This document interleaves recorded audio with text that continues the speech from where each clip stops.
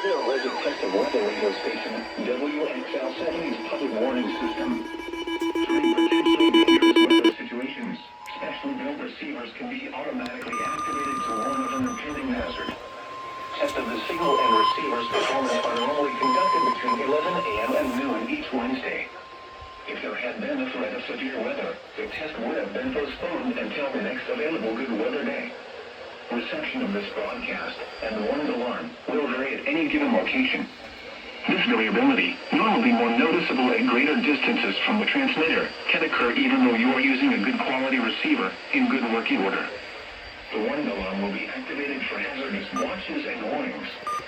For station WXL70, broadcasting near Charlotte on a frequency of 162.475 MHz, the warning alarm will be activated for the following counties in North Carolina: Alexander, Anson, Cabarrus, Catawba, Cleveland, Gaston, Ardell, Lincoln, Mecklenburg, Montgomery, Richmond, Lyon, Stanley, and Union.